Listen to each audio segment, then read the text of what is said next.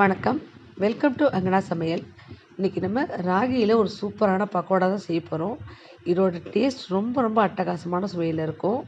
அதோடு மட்டும் இல்லாமல் இது ஒரு ஹெல்த்தியான ஒரு ஸ்நாக். இது வீட்டில் குழந்தைங்கள்லேருந்து பெரியவங்க வரைக்கும் இது மாதிரி செஞ்சு கொடுத்தீங்கன்னா கேட்டு வாங்கி விரும்பி சாப்பிடுவாங்க. அந்த அளவுக்கு ரொம்ப டேஸ்ட்டாக இருக்கும்.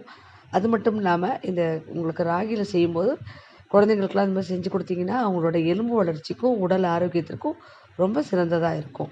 இப்போ வாங்க எப்படி செய்யுதுன்னு பார்க்கலாம். நீங்கள் இது வரைக்கும் நம்ம சேனலை சப்ஸ்கிரைப் பண்ணிங்கன்னா மறக்காமல் சப்ஸ்கிரைப் பண்ணிக்கிங்க. இப்போ ஒரு மிக்சிங் பவுல் எடுத்துக்கிட்டு அதில் 1 கப் அளவுக்கு ராகி மாவு சேர்த்துக்கலாம். கூடவே 1/4 ஸ்பூனுக்கு கொஞ்சம் குறைவாக சமையல் சோடா உப்பு சேர்த்துக்குங்க. கூடவே 1 டீஸ்பூன் அளவுக்கு தனி மிளகாய் தூள், 1 டேபிள் ஸ்பூன் அளவுக்கு சோம்பு எல்லாத்தையுமே சேர்த்த பிறகு நல்லா மிக்ஸ் பண்ணிக்கலாம்.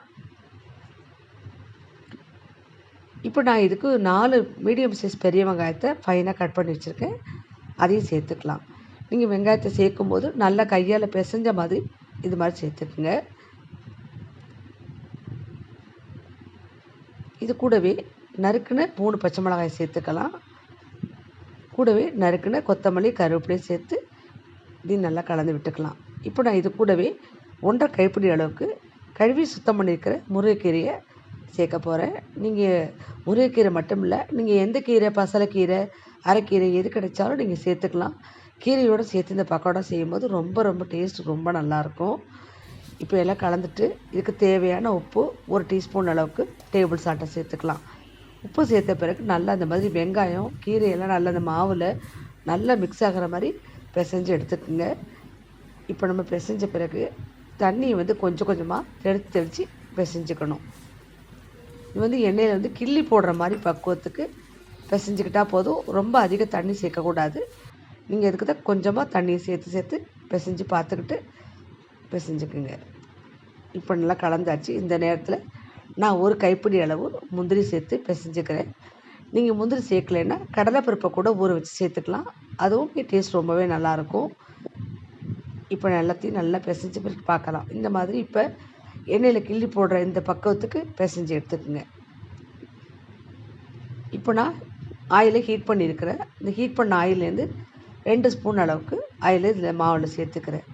சேர்த்துட்டு இதையும் நல்லா கலந்துக்கலாம். ஹீட்டான ஆயிலை சேர்த்து பிசைஞ்சு சுடும்போது உங்களுக்கு பக்கோடா ரொம்பவே டேஸ்ட் நல்லாயிருக்கும், கிறிஸ்பாகவும் இருக்கும்.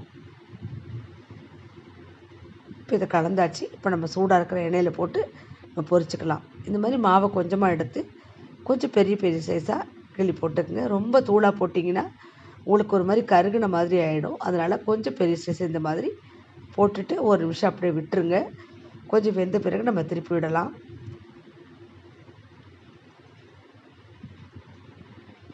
இப்போ நல்லா ஒரு பக்கம் நல்லா வெந்துருச்சு. நம்ம இதை பிரட்டி விட்டுடலாம். இது 2 பக்கமும் நல்லா கிறிஸ்பாக வேகிற வரைக்கும் கொஞ்சம் விட்டுருங்க. நீங்கள் ராகி பிடிக்காத குழந்தைங்களுக்கு கூட இந்த மாதிரி பக்கோடாவை செஞ்சு கொடுத்தீங்கன்னா ரொம்ப விரும்பி சாப்பிடுவாங்க. அது மட்டும் இல்லாமல் இந்த கீரையெல்லாம் சேர்த்து செஞ்சு கொடுக்கும்போது ரொம்பவே ஒரு ஹெல்த்தி அது. இப்போ பாருங்கள் நல்லா கிறிஸ்பாகிடுச்சு. இப்போ நம்ம இதை வெளியே எடுத்துடலாம்.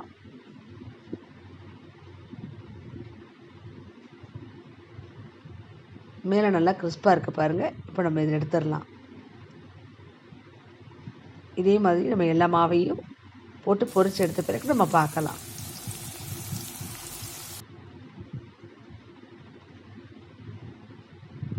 பார்க்கவே ரொம்ப நல்லாயிருக்கு பாருங்கள். சாப்பிட்றதுக்கு ரொம்ப ரொம்ப டேஸ்ட்டாக இருக்கும்.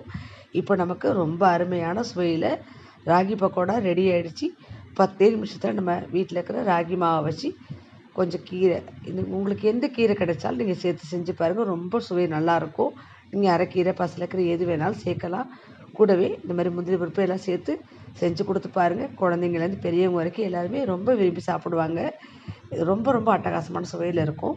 நீங்களும் செஞ்சு பாருங்கள். இந்த வீடியோ உங்களுக்கு பிடிச்சிருந்தால் மறக்காமல் நம்ம சேனல் சப்ஸ்கிரைப் பண்ணுங்கள், லைக் பண்ணுங்கள், கமெண்ட் பண்ணுங்கள். நன்றி.